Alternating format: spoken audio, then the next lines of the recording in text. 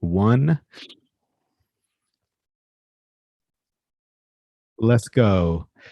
Our guest today is a professor of mathematics who's the author of numerous academic articles and books, as well as a radio and TV personality. His research focuses on number theory, utilizing a wide range of topics such as model theory, algebraic geometry, and analytic methods. Over the course of his career, he's received numerous awards and honors, including having been elected a Fellow of the Royal Society in 2016 and the prestigious Berwick Prize by the London Mathematical Society in 2001. He's widely known for his work aimed at educating and popularizing science and mathematics, and having written a number of extremely popular books making mathematics accessible to everyone, including The Music of the Primes, What We Cannot Know, The Creativity Code, and his latest book, Thinking Better, The Art of the Shortcut in Math and Life. But you might recognize him as the host of numerous documentaries for the BBC, including some of my favorites, such as The Code, Algorithms, The Secret Rules of Modern Living, and The Story of Maths. So please help me in welcoming our guest today, the Charles Simonyi Professor for the Public Understanding of Science at the University of Oxford, Professor Marcus du Sautoy. Professor, thank you so much for taking time out of your schedule to come onto the show today. I really appreciate having you here. Absolute pleasure to be joining you and talking mathematics, science, and data, and a bit of art, hopefully, too. Yes, definitely. I definitely want to get into some of your, get into some philosophical questions and things like that. But before we get into your books, that we're going to particularly talk about Thinking Better and then the Creativity Code. Let's get to know you a little bit more. Talk to us about where you grew up and what it was like there. Yeah, I grew up just outside London, actually quite near Oxford, which is where I'm now a professor. I just went to a very normal state school here, but I was very lucky at school to have a teacher maths teacher, who kind of opened up this amazing world of mathematics to me. He kind of told me that, what we're doing in the classroom is not really what maths is about. It's the very technical side of mathematics. And a bit like, learning a musical instrument, you're only allowed to do scales and arpeggios. And he said, no, there's actually really wonderful kind of music out there. And he recommended a few books to me to read, including one which I really recommend your listeners to check out. It's called A Mathematician's Apology by G.H. Hardy. And it's a beautiful description of what it's like to be a mathematician. And he describes it in a very creative manner, and sort of called himself as a creative artist rather than a useful scientist. Yeah, sure, maths is useful for describing the world, building bridges for science, but there's also a very creative artistic side. And I think that really appealed to me. So I really credit that teacher, Mr. Baleson, when I was about 12 or 13, for kind of giving me this key to this secret garden that for some strange reason we don't tell all our kids about. I mean, I don't know quite why we don't tell our kids about Fibonacci numbers, prime numbers, multidimensional geometry, fractals, infinity.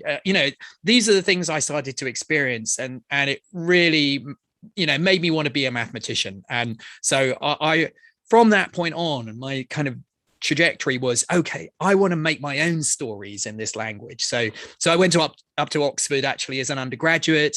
I stayed on there to do my PhD. I've visited many universities around the world as professor, but somehow Oxford is my home, and that's where I am now, doing my mathematical research, creating new mathematical stories.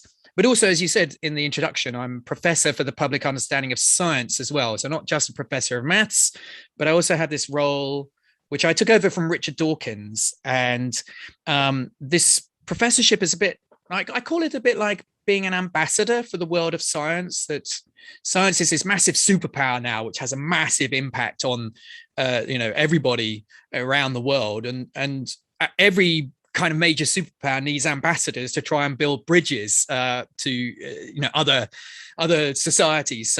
So my role is kind of communicating the sort of importance of science to the public so they can engage in debate. And in a way, it's kind of playing back my teacher for inspiring me, that I hope that all the TV programs you mentioned and the books and things, maybe they will inspire the next generation of mathematicians that perhaps can prove all the things that I'm stuck on at the moment. I absolutely love that. I love that kind of viewpoint. It reminds me, I was reading The Bed of Procrustes by Nicholas Nassim Taleb. He's got this quote in there: "If you are approaching mathematics as if it's purely mechanical and not mystical, then you're approaching it wrong." And I feel like that kind of parallels what you're saying there. Yes, I mean, it does have a mechanical side, but that's sort of not the most interesting part. I think, whenever I tell kids, for example, that nature is doing mathematics, that you find maths everywhere, that honeybees are making their hives in hexagonal shapes. Why are they choosing hexagons? Well, there's a reason. It's a kind of the shape which uses the least amount of wax to enclose that. The honeybee is a mathematician at heart. It tells its other fellow bees where sustenance is using this waggle dance, which is basically a little bit of trigonometry turned into dance form. So I think, when you show people that, well, gosh, mathematics is everywhere in nature, and that is the kind of mystical side. Wow, why is nature, why is the universe so mathematical? I love the Galileo quote, which says, if you want to understand the universe, you have to understand the language it's written in, and it's written in mathematical language, and the words are circles, triangles, and other geometric figures, and without which means you cannot understand a single word. You're like wandering around, as he says, in a dark labyrinth. So this mathematical language is really our key to sort of understanding how the universe works, and that is kind of amazing and slightly mystical. I mean, why is the universe so mathematical? That's kind of an interesting philosophical question, Yeah, I mean, absolutely. I mean, so in your kind of thinking in the stance that you take, so is mathematics something that we've invented, or is it something that's always been out there, and is this something that we've discovered, but math is kind of just the language we use to describe it? What are your thoughts on that? Well, that's a really deep philosophical question, and there's been so much discussion on whether is mathematics a human creation? Is it are we creating it, or are we discovering it? Is it somehow got a platonic existence out there and we're just chipping away and revealing things? I mean, personally, I am a Platonist at heart, so I am a believer in mathematics existing sort of outside the need for humans to sort of bring it alive. So 17 is a prime number, regardless of whether you've got conscious beings to recognize that fact. But that said, I think there is this kind of platonic world out there, but the stories that we then tell about that mathematics, that we've got these prime numbers, we're trying to understand them, but the way that we're understanding them, I think that is often a reflection of our human psyche and our ways of looking at things. So I think there's why it's such an interesting debate, this one about creation, discovery, does this thing exist or not, or are we sort of bringing it to life? It is because of that tension of the fact that we are making choices as mathematicians about the theorems that we get excited by. And that's why many people probably think a mathematician is just like a bit of a computer churning out proofs of true statements about numbers and geometry. And actually, we're doing something slightly different. We're making choices about the things that we think are interesting. And so that must reflect our kind of human psyche. So I often compare it. There's a wonderful short story that I love by Borges called The Library of Babel. And it's about a library which contains every single book it's possible to write. And so you think, wow, that's amazing. And that library contains everything. But of course, actually, as the story goes on, you realize the library contains nothing because nobody has made choices about which things are worth writing or reading. And I think a mathematician is a little bit similar, that most people think, well, surely you're trying to create the mathematical library which contains proofs of all the true statements about numbers. But no, most of them are boring, just like most of the books in the Library of Babel are just meaningless. So that side, I think there is a a human side to what actually becomes the mathematics that we celebrate in the journals and our seminars and things.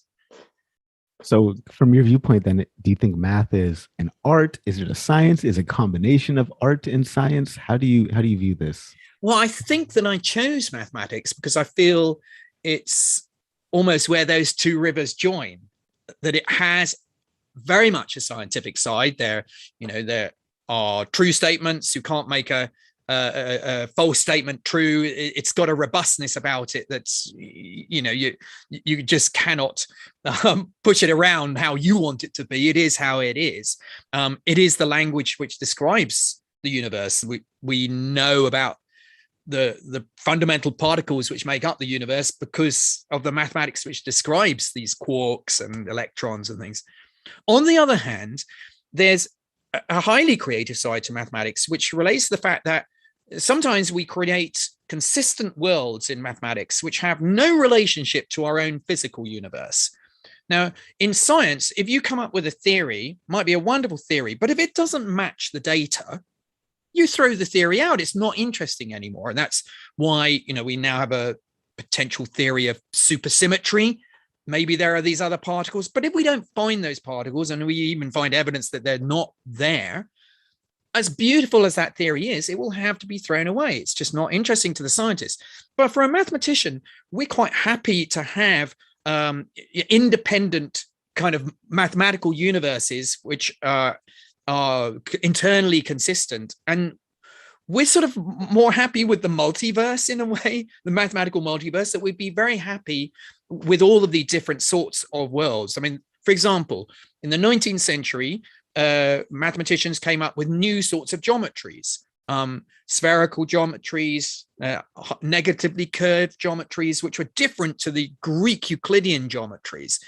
Now, only one of these geometries describes our universe, but we're interested in all of these geometries, and they're wonderful to play with and explore. And I think that's the kind of creative side of a mathematician. It's almost like you can write a novel and it doesn't have to be true. But if you're writing nonfiction, it has to be, you can't write something which isn't true. So there's a sort of freedom in mathematics, which I think my other fellow colleagues in science don't have that freedom so much, because they're just not, if their theory does not fit experiment, it's just thrown out. I don't care about the experiments. I just have to make sure that my universes that I create are as consistent, and they're all equally exciting. Speaking about like different geometries, I remember when I first, read about, learned about topology, it just blew my mind. Like it's just the weirdest thing ever. And a little bit of synchronicity. I was watching this YouTube video about Gaussian curvature yesterday, and Gauss is one of as you do.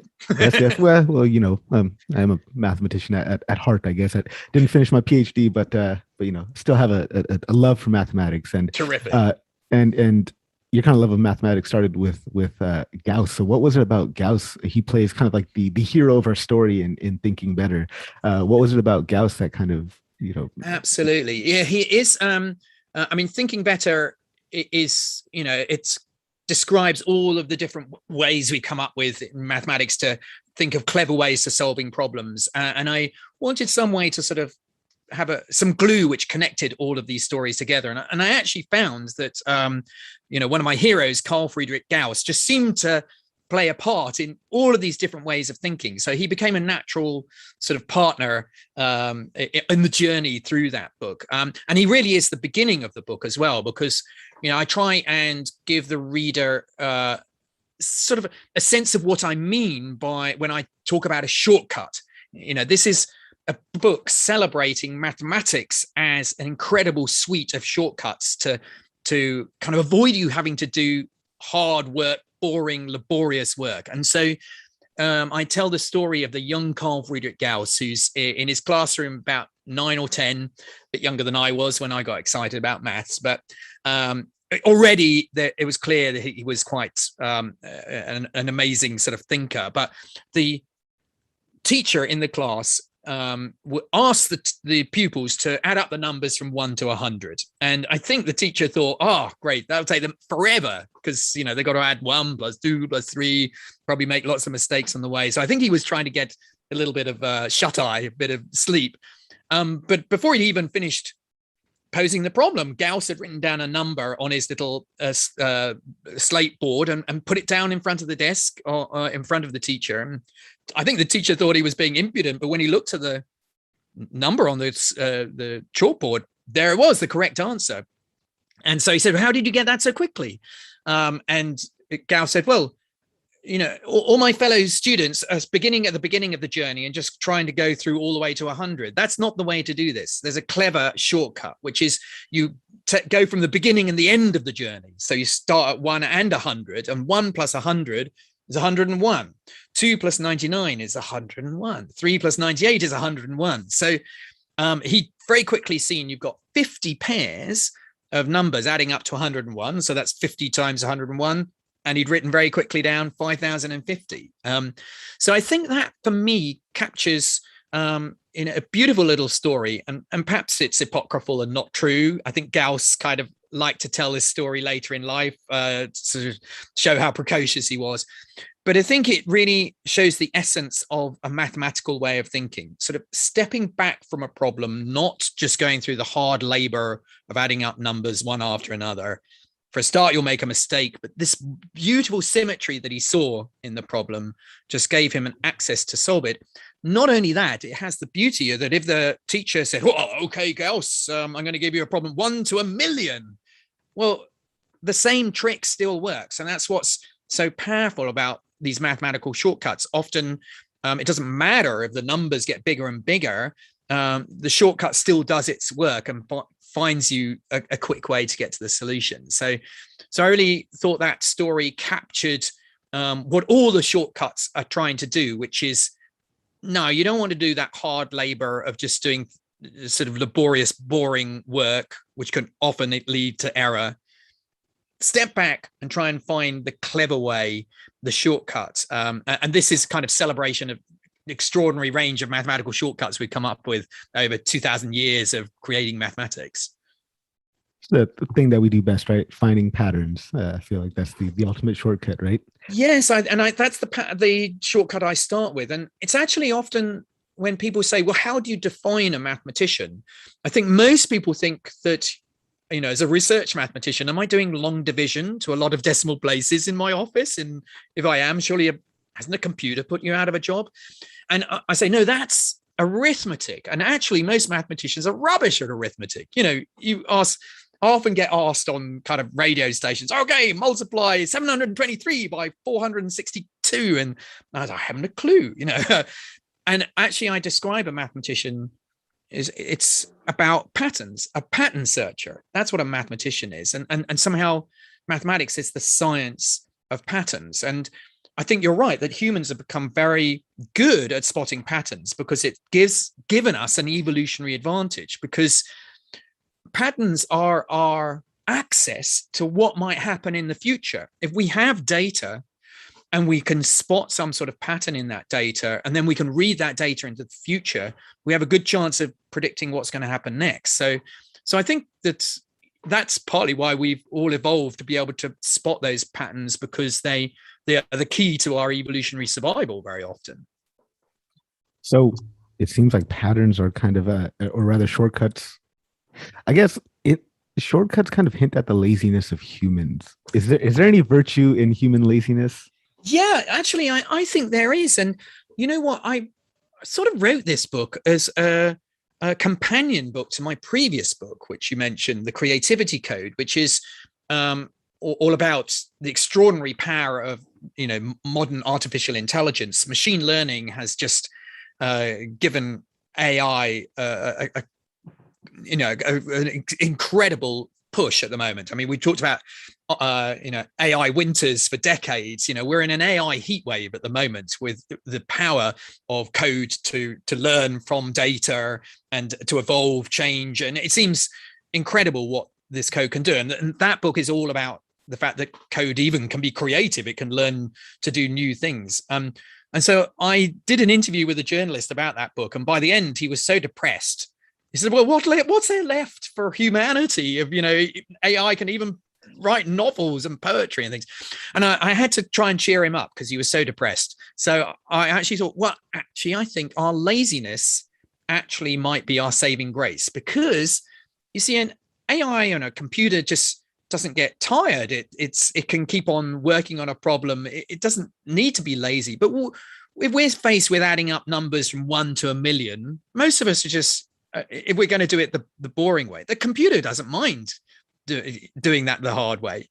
But I think that we're so lazy that we go, I can't be bothered to do that work, and we step back, and it's that laziness that then pushes us to find some cleverer way to do this, which can mean that I can go and do something I really want to enjoy doing. And that's why I actually make a really important distinction at the beginning of the book, which is, most of us actually get value from our work. It's not like I want to replace all our work, because I enjoy my work as a mathematician. But Aristotle had a very nice description of two different sorts of work. So he talks about praxis, which is work for its own sake, work you enjoy doing, and then poiesis, which is work to get to a goal. And very often it's the goal that we're interested in, and we're not interested in the work getting to the goal. And the shortcuts are trying to get you to your goal quickly enough that you can then do the work that you really enjoy. So I think that I'm looking for the so I think idleness is important, because it often says, I don't want to do this boring work. I want to do the work I really enjoy. So my shortcuts are trying to give you those techniques to say, okay, I can avoid doing all this hard work and get on with what I really love doing. Yeah, I think Aristotle calls it that not necessarily idleness, but noble leisure, I think is what noble leisure. I like that. Leisure, yes. yeah. Yes. Speaking of creativity and putting you out of a job, apparently some of your book was written by GPT-3. Has anybody figured out which paragraph that was yet? It's absolutely true. It wasn't actually GPT-3, because I think and I think GPT-3 is actually incredibly impressive. I mean, I actually wrote a review for a book that has been co-written between an artist and GPT-3, and it's quite an extraordinary sort of stream of consciousness, both by the artist, but also in a way trying to understand the subconscious of GPT-3. But I used another piece of software, and it's extraordinary, because not even my editor, who edited this book, she still hasn't identified the passage that wasn't written by me. And I've had one person who's written to me, because I offered a bottle of wine from my college in Oxford as a prize. And I've only had, in whole of this time, I've had a lot of people suggesting bits. Only one has identified the passage, which actually I find deeply depressing, because, I think it's so obvious. It's so badly written. It's slightly incoherent. And if this means that, does that mean that all my writing is as incoherent as this? So it's interesting. I gave it a very specific story, that there was a lot of data on the internet that it could plunder to tell the story. And it did tell the story in its own particular way.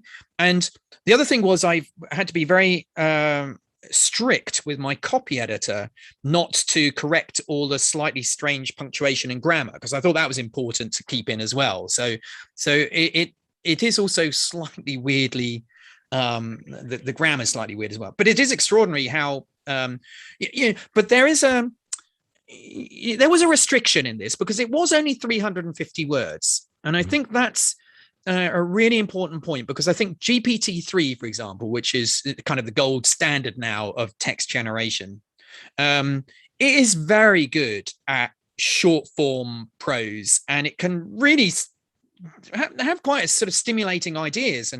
But what it isn't able to do is the long term kind of narrative. So this book that I reviewed, it's very interesting from sort of page to page, but by the end of a chapter or end of the whole book, you really feel like it's just meandering. It isn't going anywhere. And I think that's that's the issue at the moment. The AI is very good at locally generating things. So, for example, in music as well, it's very good at improvising jazz, where it listens to a human playing and then can respond to that.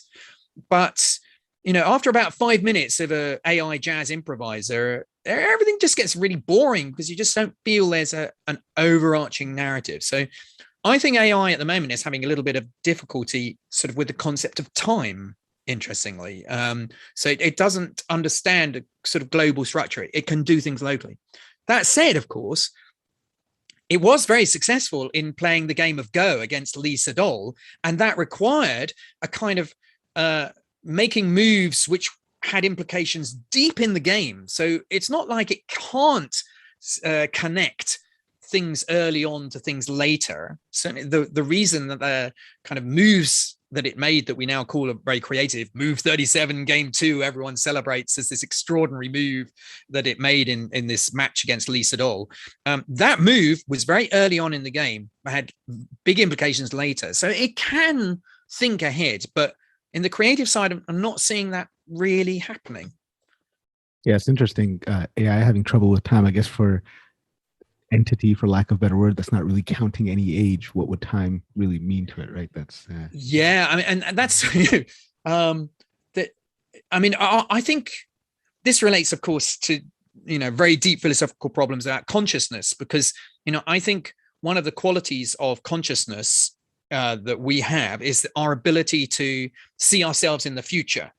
Where we can do mental time travel because of our conscious minds, and that means that we can actually see that we will die sometime in the future. And I think a lot of art is about, and creativity is a reaction to that. And I think that's right. At the moment, I think my iPhone doesn't realize that it's got a very short lifespan and will be dead in 2 years' time.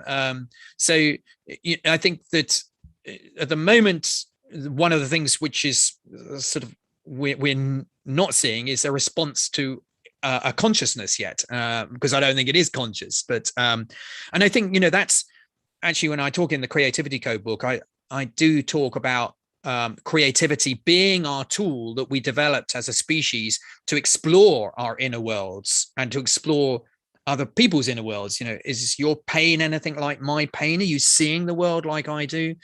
So I think that we will start to see really interesting creativity emerging when I think AI becomes conscious. And that's going to be a key moment. When will we know that this is not just simulation anymore, but there's something really going on? And I think its creative output will probably be the key to, hey, I think something new is happening inside this. But, yeah, it's a fascinating question to ponder and think about. But we can go down a rabbit hole for that one. But speaking of creativity, you took time during this pandemic to write a play. How's that coming along? Oh, it's going terrifically, actually. I've been working on the play today. I mean, I've worked a lot with theatre companies. So one of my big passions is theatre. So I worked with Complicité, a theatre company here in England, and I met an actress there, and we did a play together, which we put on a couple of years ago at the Barbican. But so I love using theatre as a way of exploring kind of scientific and philosophical ideas. So during the lockdown, I finished my book Thinking Better early because my diary just got gutted of all my commitments. And so I handed it in to my editor, and my editor said, "Oh my gosh, you writers are loving lockdown because you're all become so productive. I've got novels I haven't even commissioned." So she said, "I'm not going to be able to read your book for another couple of months." So I thought, okay, I had this idea for a play. It's about a mathematician, one of my heroes of the 20th century, a mathematician called André Weil, French mathematician who worked in number theory and did amazing things about things called elliptic curves, proved a Riemann hypothesis for elliptic curves rather than for the prime numbers. He was hoping for the primes one, but he had a really fascinating life. And so the play is exploring his life, but it's also a play exploring whether we have any choices in our lives.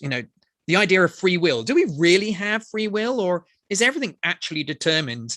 As you know, Laplace's demon basically says, well, if I know how everything is set up, everything else is just follows from the equations. Maybe quantum physics says that that's not true, so there does seem to be indeterminacy, but is that true at a kind of our life level? So the play is sort of exploring the kind of choices that this mathematician made in his life, and why he made them. So I've actually got a group of actors together, 4 actors, a director and a producer, and we're going to put it on in London in February at a festival here, which is a kind of a theatre festival in London. So yeah, it's really going well, and it's very exciting. I hope maybe you bring it over to America once we get it up and running. That definitely sounds like a play that I would very, very much be interested in watching. So I'm excited for that to come over to. We have this annual festival here in my city, Winnipeg, called the Fringe Festival. I know there's a equivalent of that in the UK somewhere. Yeah, in Edinburgh, exactly. And actually, this festival in London is our London Fringe. So nice. Great. Well, Winnipeg, here we come. Well, if you need a place to stay, Professor, my house is open for you. Speaking of like, I guess, fictional characters, at the time of this recording, Halloween is upon us. So you shared a story in the book about how we can use math to fight off vampires. I'd love it. I'd love it if you could recount that story. I like what you did there. Very good. Yes. Well, actually, I always have 2 characters that I dress up for in Halloween. It's my favorite festival of the year. And I'm either, because I've now got no hair on my head, I can cover myself in orange paint. And so I either become a pumpkin head, or I become a vampire, because vampires, they have an interesting kind of condition, which is called arithmomania. And this, everyone knows the kind of classic ways to kind of fend off a vampire: crosses, garlic, mirrors, and things. But what people might not know is that one strategy is to throw a lot of rice or poppy seeds down on the ground, because vampires just have this addiction to counting. So they just see all of these grains of rice, and they just cannot stop counting the grains of rice, and then you've got a chance to kind of escape. And this is a well-known condition, and it's Tesla, for example, was meant to suffer from arithmomania and just had this obsession with counting things. And so people might have grown up on Sesame Street and remember the vampire that is responsible for teaching kids to count, and he's called Count von Count, and that is absolutely picking up on this idea that vampires seem to love counting. But there's also a very interesting mathematical explanation for why actually there can't be any vampires. And this is actually a little story I used during the pandemic to try and explain to kids about exponential growth and the impact of a virus and how it can explode very quickly just from a small number of people. So a vampire has to feed on human flesh every month. But once the vampire bites the human becomes a vampire. So, by the second month, you've got 2 vampires which need to feed again. So they double up to 4. So each month you're doubling the number of vampires on the planet. And a little puzzle for people, how many months or years would it take for the whole planet to become vampires? So this is, it's quite unexpectedly small number. It's like in the order of 35 months or something. That this is the power of doubling, that it looks very innocent to start with, 2, 4, 8, 16. Well, it's going to take ages to get to the whole planet. But then you suddenly see this exponentiation kicking in. And that's what we've seen with these graphs of the pandemic. And I think, still we see the same mistakes being made by politicians, that they don't understand that the early part of the graph is also exponential. And they say, it's going to become exponential. They don't understand it's already climbing. It's, small numbers again in this new phase, but it's going to go the same way. How many times do you need to see this pattern before you understand exponential growth? So, if it only takes like 35 months for the whole planet to become vampires, either we are all vampires already, or there wasn't an initial one.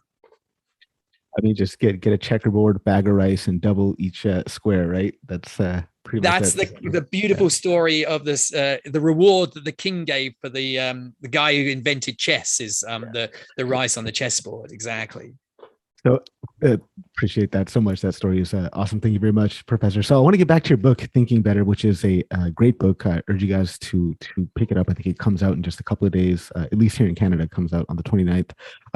And I think some topics that would be really relevant to my audience is talking about shortcuts with probability statistics and with data. So, shortcuts aren't always really pathways to knowledge. Sometimes they could lead us astray, right? So what are some dangers of using statistical shortcuts that we should be on high alert for? Well, I think first of all, one has to learn the power of the shortcut in statistics, which, I tell the story about we had this advert when I was a kid, which stated 8 out of 10 cats prefer a particular type of cat food. And we had a cat, and I never remember anybody asking our cat what cat food it liked. So it was very striking that when I got to university, I learned about the power of sampling and the fact that, to be able to, there are 7 million cats here in the UK. How many cats would you have to ask to be confident enough to make that statement about 8 out of 10 cats prefer this particular type of food? And it's really small. I mean, it's very surprising. It's in the order of like 250 cats. 19 out of 20 times that sample will give you within 5% of the true value in that 7 million cats. That's amazing. So that's an extraordinary shortcut, which gives you access to understanding a large data set from a small sample. The danger, of course, is, are you sure that you're sampling this truly randomly? And this is something, probably all your listeners know already, but there's the classic story of the poll, or trying to ask people what they're going to vote in the US election in the 50s or something like that, and they did a telephone poll. Now they biased their sample because only rich people could afford telephones in those days, and so they didn't realize they weren't getting a good representative sample of the whole population. So I think this is the real danger with, there's a real power to sampling to be able to get access to what's happening in a big data set. But how do you make sure that you're really randomly sampling it? And there's a very interesting example about this, because I talk about the wisdom of the crowd, the power of tapping into the crowd to help you solve a problem. I mean, that's a really powerful shortcut, one we use quite a lot now in science, because we have a thing called citizen science. So I think that's really interesting to be able to tap into using the crowd to do that. But again, you want to make sure that your crowd is not somehow specially chosen for in order to get wisdom, you sort of need a multiplicity of kind of backgrounds and things like this. So there's a very interesting thing which has emerged called participatory budgeting. So some governments have tried, and I think actually a government in Canada, a region in Canada tried this, but they said, okay, we're not just going to let our politicians decide this. Let's let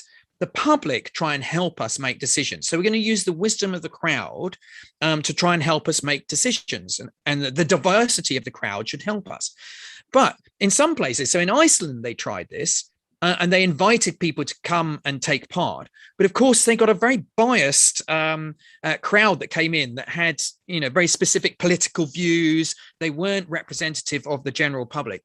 And so I think the place in Canada which tried this said, actually, we're going to change this. We're going to make this like being a juror. We're going to send out letters which demand that you come. And so we randomly sent out letters, and it's your civic obligation to take part. And this then enabled the crowd that gathered to take part in the participatory budgeting actually to be much more diverse, because it wasn't self-selecting. And then you got a crowd which was wise and made very interesting kind of new political decisions. So I think that's the big issue with all of this use of data is, have you got a bias in there? And that is absolutely the big problem with artificial intelligence at the moment, that quite often, bad data in, bad decisions out. And there's lots of examples. And in the AI book, I talk about one in particular, a woman that I did an event with, who's at MIT Media Lab, and she had some robots which had some vision recognition software that she was interested to use. But when she got these robots out and started trying to interact with them, they just didn't recognize that she was in front of them. And then she got some other people in the lab to come in, and the robots responded to them. And then she suddenly realized, oh my gosh, I'm the only Black woman in this lab.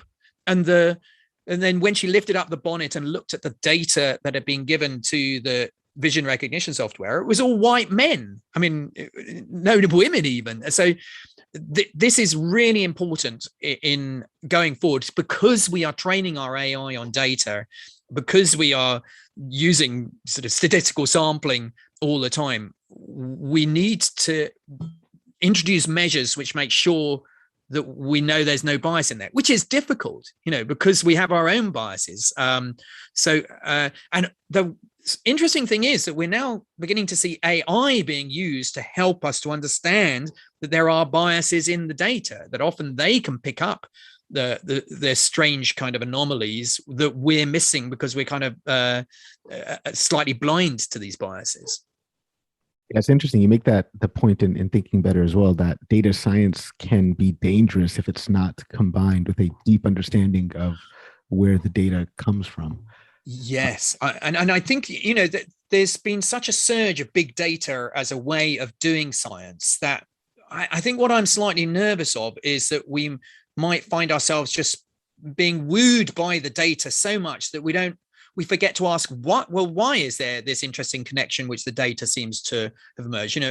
The correlation may not be causation. So maybe there's a third thing that we don't understand. So I think big data has become so powerful, and it has given us amazing new insights. I'm not saying it's some really important things which it's revealed, but I think we need to combine that still with that kind of analytic way of thinking and asking, so why is that connection? Not just being satisfied with having found a connection.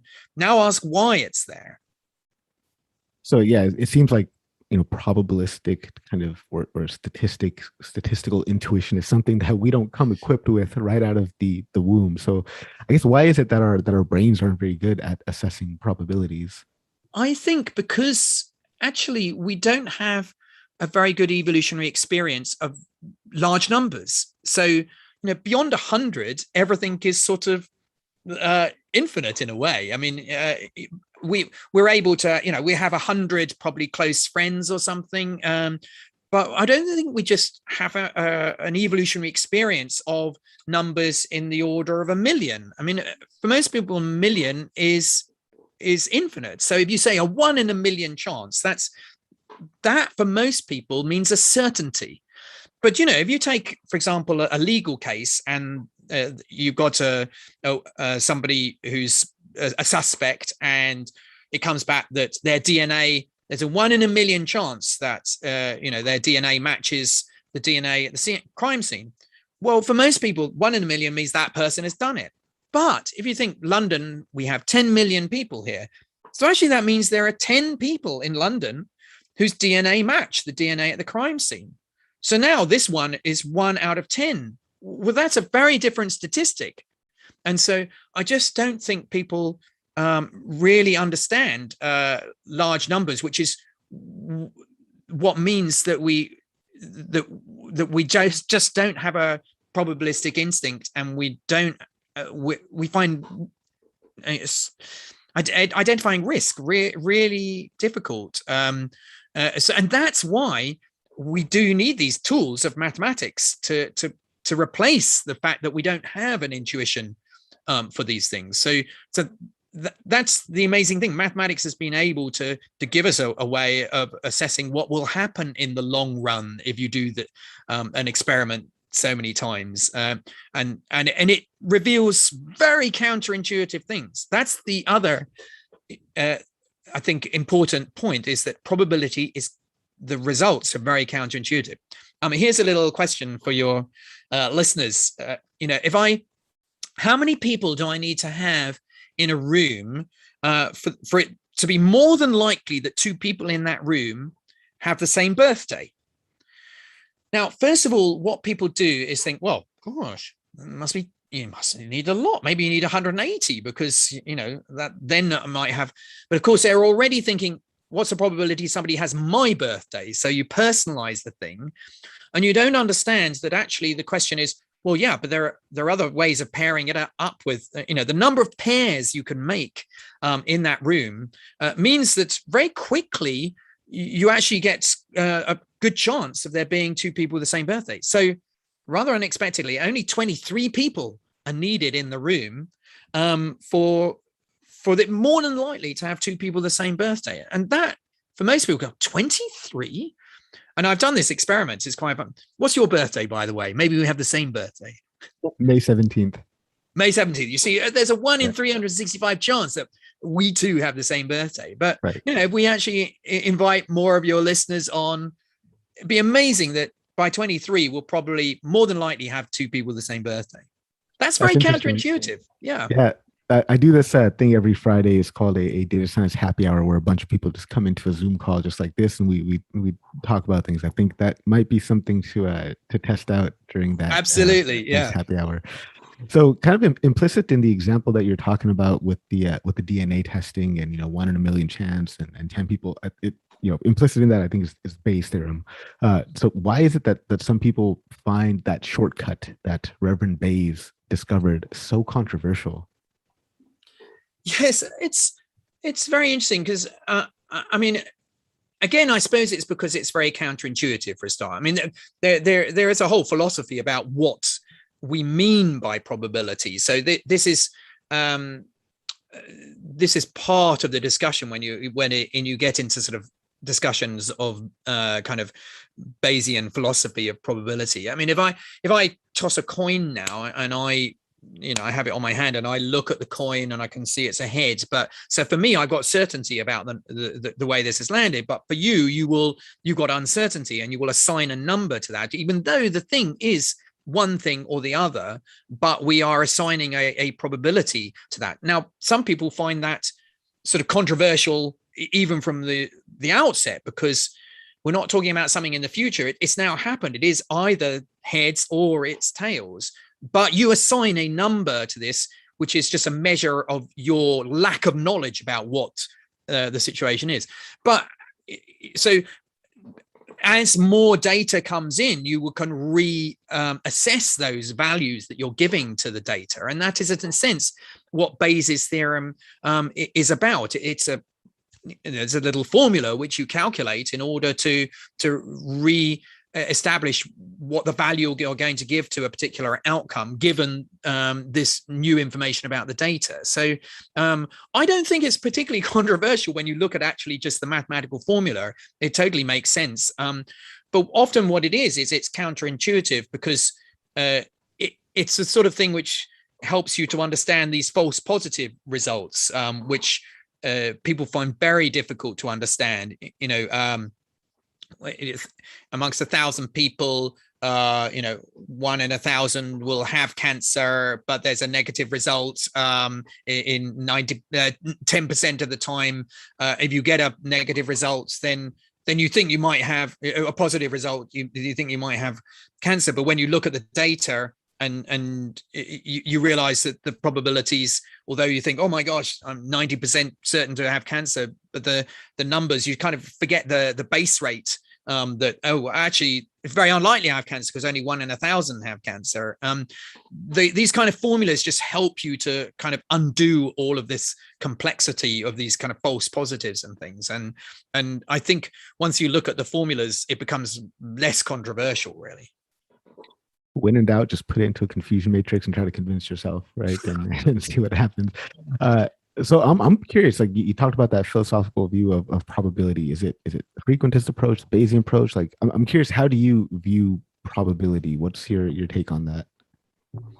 Well, I mean, I go back to right at the beginning. I mean, I think Fermat and Pascal, I think, started us on our journey to say, we do have tools to be able to assess likelihood of what might happen in the future, and I think that's the beginning of probability for me. Is you look at all the different possibilities, and then you look at the subset of those that you're interested in, and that gives you a very good number, a way of mathematizing uncertainty, and so that for me is really the basis of this whole thing. And then the interesting thing is when you come to something which then has happened, I think there's something slightly controversial about well, why are we still assigning a kind of fraction to this? It's either, is that still a valid way?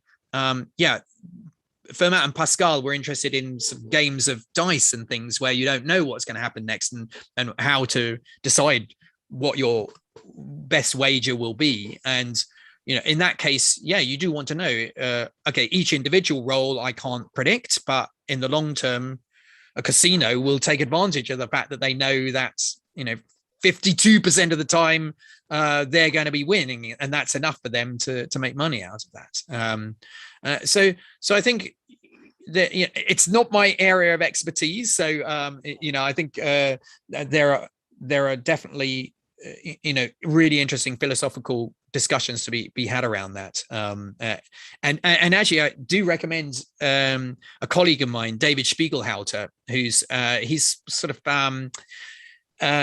my sort of partner. I'm the professor for the public understanding of science in Oxford. He's the professor for the public understanding of risk in Cambridge. And I think this is both of them are really important roles. Science is having a big impact on society, and being able to just assess risk is obviously important. And he's the person I've listened to most on probability, and really respect his kind of opinions. And I think he is, well, I let him speak for himself if you have him on, but I think he's a Bayesian at heart. But he'll probably be able to justify whether that's true or not. I'm definitely a Bayesian through and through as well. I mean, I might have to tap you for an introduction to Dr. Spiegelhalter, because pleasure. We'll do. It'll be a pleasure to speak to him. So let's get into some topics in your penultimate book here. I guess, is that the right word? I don't know. The Creativity Code. So in the book, you talk about, so a lot of us in machine learning field, we're all kind of familiar with like the Turing test, right? But you talk about something here called the Lovelace test. So talk to us about this. What is the Lovelace test, and in what ways is it different from the Turing test? Yeah, so people probably know Ada Lovelace because we celebrate her as the first computer coder, and we celebrate Lovelace Day every October, I think it is. And she, very interestingly, when she went to see this analytic engine that Charles Babbage had made to do calculations, began to speculate that, well, this thing can do more interesting things than just calculating. And she started writing instructions for it to do more interesting things. And those notes that she made is what we celebrate as kind of first idea of code. But already in those notes, she was speculating that, well, maybe this machine can do really interesting things like compose music of a kind of scientific nature. But she has a word of caution. She says, but we won't really call the machine the creative one, because it's the human who wrote the code, which we should really credit as having been the creator. The machine just implemented the ideas of the human. But it led to this idea of, so most of the time it will be the human who's sort of really the creative one. The machine is just implementing the ideas. But maybe we'll get to a point where somebody will write some code, and this is the point about machine learning. The code starts to change and mutate, and so it becomes something different from the original code that the human wrote. Could we get to a stage where the code is actually now producing results which the original coder, human coder, doesn't understand how it's making those decisions? And so, for example, if it starts to make music and the human can't explain where the kind of music came from in the code, then do we need to call the code now the creator of this music rather than the human who kind of started it off on its journey? And so the Lovelace test is a challenge, which is, can a computer create a piece of work, an art creative piece of work, which the original human coder cannot explain how it made it? And another important point, a lot of creativity projects in coding sort of tap into using random number generators to try and trick people into thinking there's some agency in the code. And it's really important in the Lovelace test that you don't resort to something external like a random number generator or what the state of the weather or the stock market is, because that is something equally the code can't explain. It needs to be a product of the code, so not a randomness from outside. And so that's why actually, rather than, I think creative projects in the past would often tap into randomness to try and give the code some seeming agency. But what is now being tapped into is ideas of chaos theory, actually, that, we can write code which becomes so complex that very small changes can send it in new directions. So the output of the code is a product of the code, is deterministic, but it's because of this sensitivity to small changes, it means that it's very hard to predict what it's going to do and actually reverse engineer what it's going to do. So that Lovelace challenge is, machine learning is now giving us a chance to have code which mutates so much that it starts to make decisions that the human can't really explain quite why it's making those decisions. And so that's why we're getting, I think, output which really is passing that Lovelace test of, no, the creativity is now the creativity of the code, not the original human who coded it. And I think so fascinating. Well, I think an interesting thing to compare this with is, what about our own human creativity? We are a product of the DNA of our parents. That fusion of code, the two DNA of our parents produces our code. But we're like a little machine learning thing. We then have the impact of our environment, and we change and mutate, and epigenetics turn on various things and turn other things down. And so, Picasso's output, we would never say is the creativity of the parents of Picasso. Yeah, it's a contributing factor, but actually very small compared to the environmental effects of Picasso's experience of being an artist in the world. And I think we'll get to the stage where machine learning is producing code that really needs to be credited as a creator in its own right, and really has less and less to do with the original code that was written from which it started learning. Yeah, these generative models are really, really fascinating. So a couple of colleagues that I work with, brilliant, deep learning researchers, and we've implemented something where it's called clip draw, where you just type in a prompt and it'll draw the picture.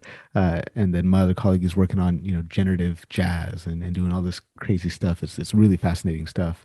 For me, that is the most interesting bit of this whole story, is these generative adversarial networks, which, sort of tap into the kind of gaming quality that AI is so good at. Give it a game to play and it does it very well. So, the game here is each algorithm plays against the other one, trying to trick it into producing something new or something within the, so these artistic things, I think they're the ones for me that are genuinely pushing the output into something interestingly new, rather than just being copies of things we've seen already.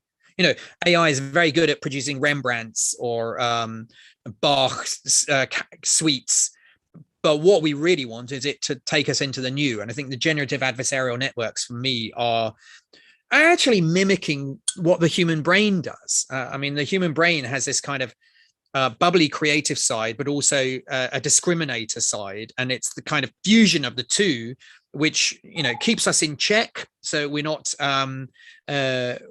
going wild and doing crazy things, but still is creative enough to take us somewhere new. So I think for me, those generative adversarial networks are the most exciting thing I've seen recently.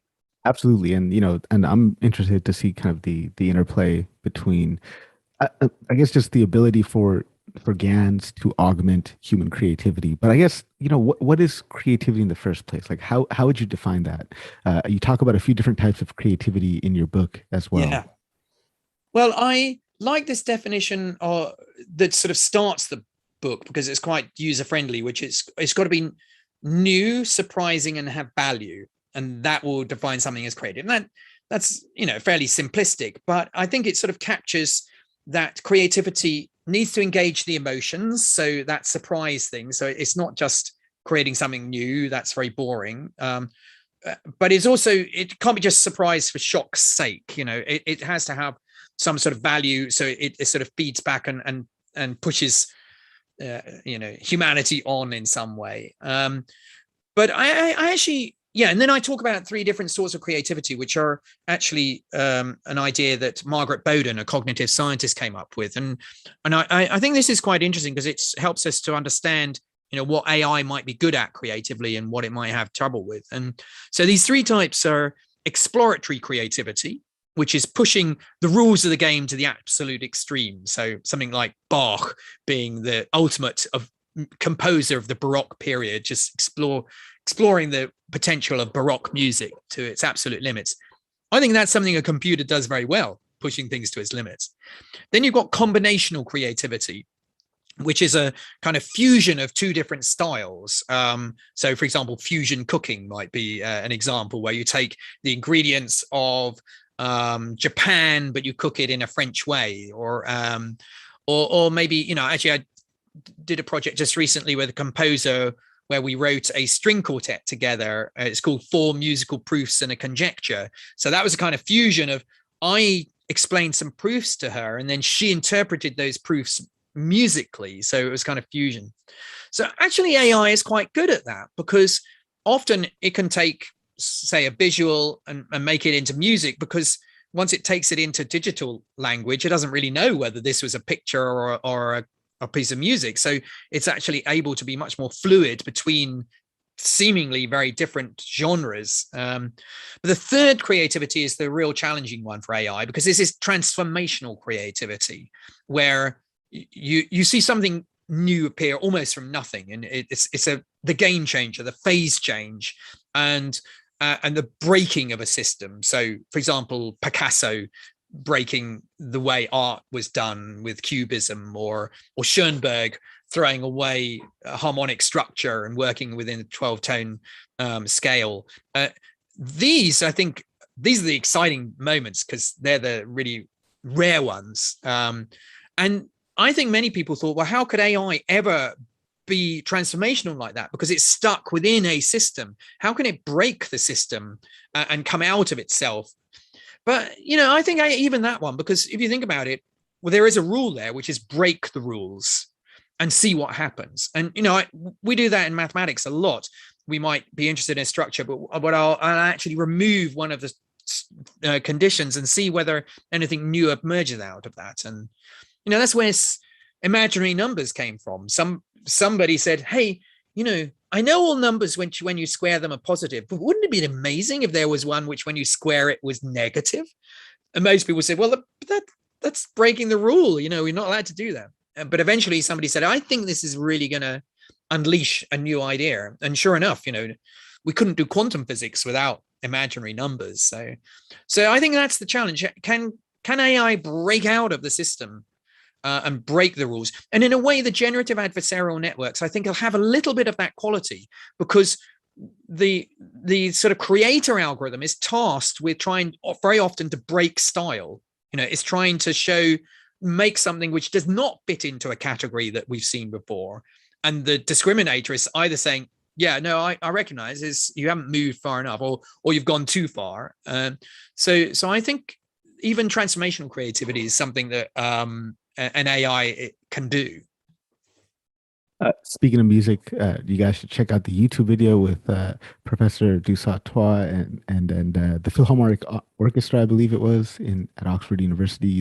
They explored Baroque and math. It was very, very beautiful and well put together. So I'll link to that in the show notes. Excellent. So I guess, is creativity something that can be taught then, if we're teaching like let's say GANs and things, machines to be creative. Like, how about for us humans? Is this something that we can teach? Yeah. In a way, I think that's partly why I enjoyed writing that book, because I was trying to understand my own creative process as a mathematician and what the tools that I use to kind of make new things. And I have that very often with my PhD students, that they come along, they're having to go into the unknown for the first time. What are the skill sets I can equip them with to be able to come up with something genuinely new, which is what they have to do to get their PhD. And I did recognize, for example, that combinational creativity is one that I use a lot in mathematics. So, for example, I go along to a lot of talks in areas not related to my own, because what I find is that I suddenly see a way of looking at the world that they have, which is helping them to understand their structures, but I can adapt it and bring it into my own field and suddenly see a new way of doing things. So actually, in your introduction, you mentioned the different kind of skills I use, and that's very much part of my creativity is saying, okay, I'm interested in understanding symmetry, but I'm going to take this tool from number theory, which was used to understand prime numbers, and actually I can use that perspective to not look at primes, but look at symmetries instead. And suddenly I got new insights. So that kind of combinational creativity is one that I encourage my students to, just go out and expose yourself to different ways of thinking, because that will bleed into a new way of thinking for you. I absolutely love that. Like, combinatorial creativity is kind of my go-to method of creativity. I've been like learning and thinking a lot about creativity. Some book that you might enjoy is this one. I'm not sure if you read it, Chase, Chance, and Creativity. It's quite an old book by James Austin, MD. And in this book, he just talks about, the various types of luck, as well as what creativity looks like in research. So yeah, definitely one I would highly Well, I recommend. think that's very interesting that, the role of luck. But I think, it does seem time and again that people seem to be very lucky when they stumble on a structure, but actually I think that often covers up a huge amount of groundwork that they've done to give themselves the chance of having that luck. It's a bit like, if you only buy one lottery ticket, your chances are very low of winning. But if you buy many and have then you upping your chances. So that's why hard work is a lot of the work that you do as a researcher goes nowhere, but you have to put that in. But nobody ever talks about that, because it's not, that's never mentioned in the journal papers or in the talk you give. Right. But I think we need to sometimes be a bit more honest about the amount of failure that we go through in order to make the breakthroughs. Yeah, that's something he talks about in the book, the four types of luck. There's, type one luck, which is dumb luck, blind luck. Type two luck is the luck that you get just from, you know, just persistence, hard work, hustle, motion. Type three luck is the type of luck you get just by going really deep into a field, that you're able to see things on the horizon that other people may not recognize. And then type four luck is the luck where you just become really well known for something, and you develop some type of a brand or some type of reputation, so that luck finds you. Luck Really, finds really, you. That's yeah, nice. Yeah, yeah. yeah. But I think Uh, that's very. I like that third type, which is, I think, why in immersing yourself in a world such you start to get an intuition for it. And that's, as a mathematician, I spend a lot of time immersed in my world, because it's very alien. It's, I work in symmetrical spaces which are, very high dimensional, but the more time I spend there, the more I get a feel for where something is and how to get there. And that and that's interesting when we come to AI, because actually I think that one of the reasons mathematics is done sometimes by very young people is that they can get a maturity in mathematics, because they're nerds and spend all their time doing maths. Actually, they can actually get a maturity, which means that they get these insights, and become sort of able to navigate the mathematical world. And I think in a way, AI, I mean, I talk about the potential for AI to do mathematics in the Creativity Code book.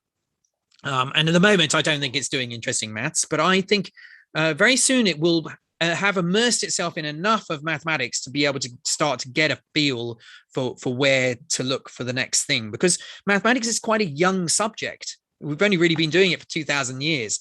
But if you think about music or visual art, that is very ancient. We've been doing that for as a species really for hundreds of thousands of years. So I think that it's possible that an AI could get a maturity and get that kind of third sort of luck and start sort of feeling what might be going on in this world. Yeah, absolutely lovely. I think we take for granted how new some of the stuff that we have conjured up really is in the grand scheme of our history as humans.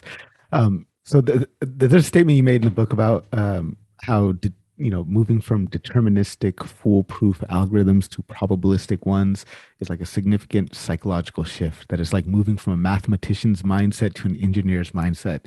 I spent some time reflecting on that, just trying to understand what it was that you meant by that. Like, can you elaborate on the statement? What is it about a mathematician's mindset that is deterministic and foolproof, and an engineer's that's the other way?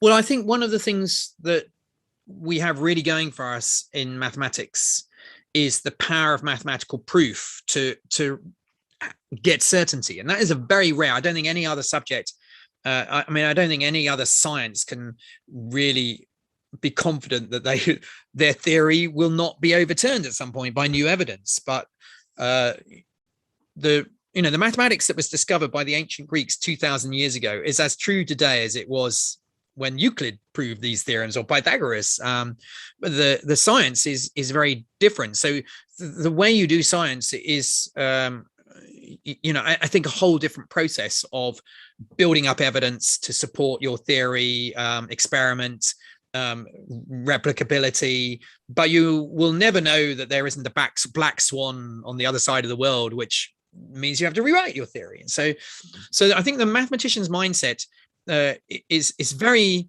addicted to the power of proof, because it means that once a theorem is in the literature, we can build on that. So everybody is sort of building on, as Newton said, on the shoulders of giants. We are building this edifice of mathematics, and we can be confident that the layer that we're putting in will be secure because of the proofs in the past.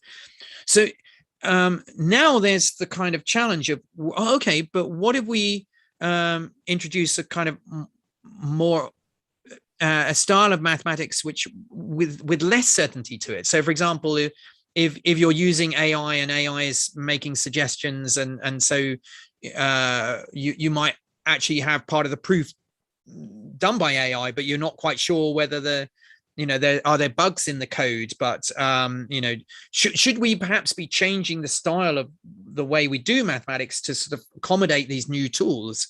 And I think many mathematicians are very loath to give up the security of mathematical proof in exchange for a sort of more probabilistic, experimental, evidential approach to the subject, because we valued our certainty so much up to this point. But maybe we're reaching a point where the complexity of the subject is such that we may have to change the way we do things. So I think we're at a challenging point where maybe we've got as far as we can with this kind of addiction to certainty, and maybe we have to change the way we do maths. I don't know. I think it's challenging the role that machine learning will play as a collaborator in this process.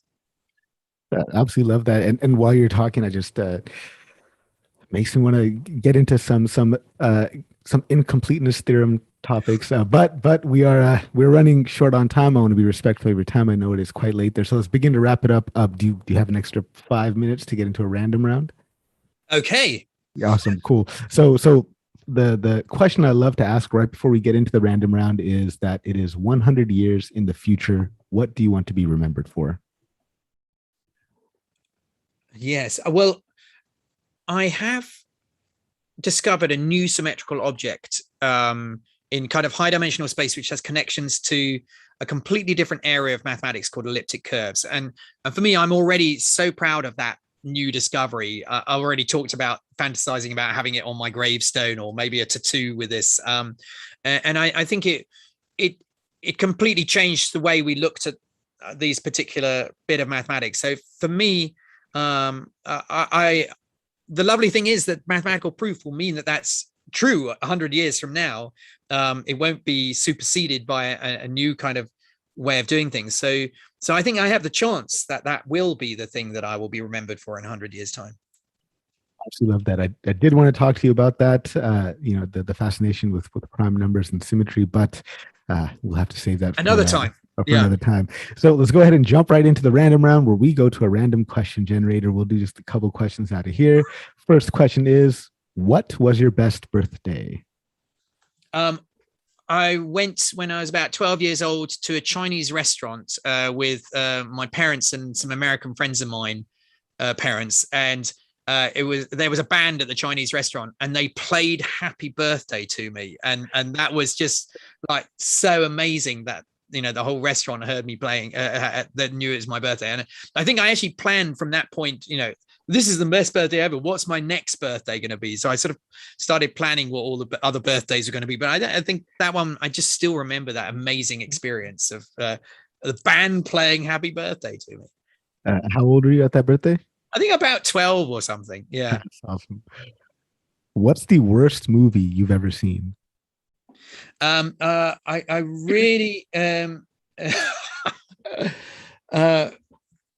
what's the worst movie I've ever seen? Gosh, I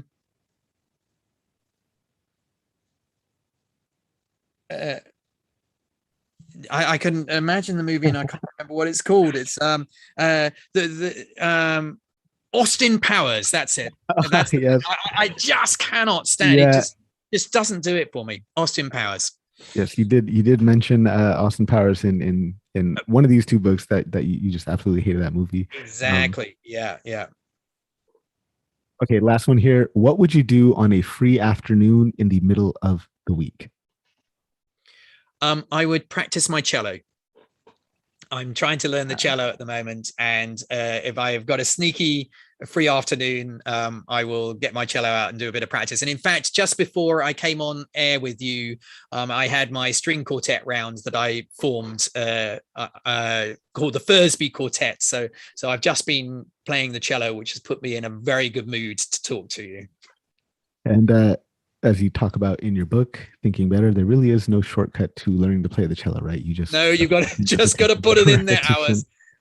Interesting, because you've got to change your body. It's that muscle memory, and that just takes time. Professor Sautoy, how can people connect with you? Where can they find you online? I'm very active on Twitter, so people can follow me there. I'm at Marcus de Sautoy. I have a website in Oxford. It's simone.ox.ac.uk, and I try and put a lot of my projects up there. So I think those are the two best ways to interact with what I'm doing. I'll definitely be sure to link to those in the show notes. Thank you so much for taking time out of your schedule to be on the show today. I appreciate having you here. Yeah, it was really fun talking with you. And my friends, remember, you've got one life on this planet. Why not try to do something?